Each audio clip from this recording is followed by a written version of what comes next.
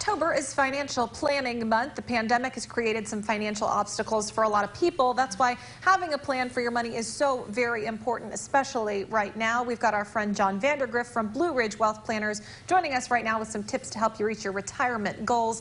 Thank you so much for coming in today. You're welcome. I don't know about other people, but the second I think about retirement goals, I instantly get anxious. So hopefully you can help us out with that today. What are some essentials that we need to know when we are planning for our financial future?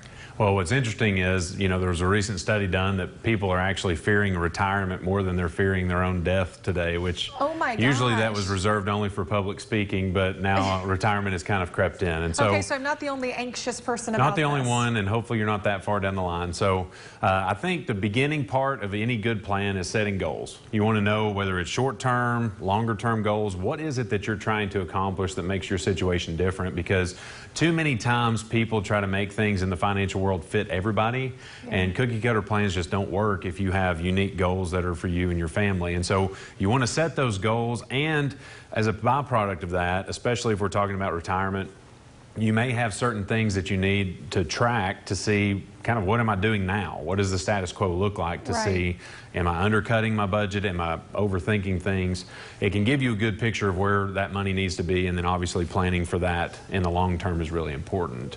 So as we look at that, those are things that are definitely kind of always good advice. I think on the short term, one of the things that, we hit on with the debt ceiling, but also some of the legislation with that is just making sure that we're paying attention to taxes, because what we tell people is it's not what you make, it's what you keep. And so keeping as many of those dollars in your pocket as you can and being mindful of not just paying less taxes today, but when is the best time for me to pay less taxes overall, is something that we've talked to a lot of our clients about on recently. That makes sense, and I like that you said personalizing it, because I often ask, well, what's the magic number for retirement? What do you need saved? And that's different for everybody. It's different for your situation, and if you've got kids and that sort of thing. So, and then long-term investments. How do you think about that?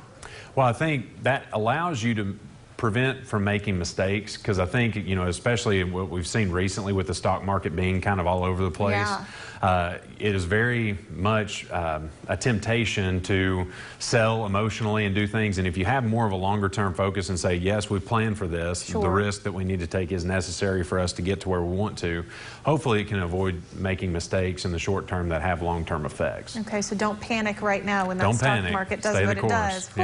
Alrighty, it's easy to do, but thank you so much. You are always so helpful. Made me a little less anxious. I hope it helped you as well. Hopefully. And we will certainly have you back on the show very soon. He's always got great advice. Thank you so much. Hey, stay with us. We'll be right back.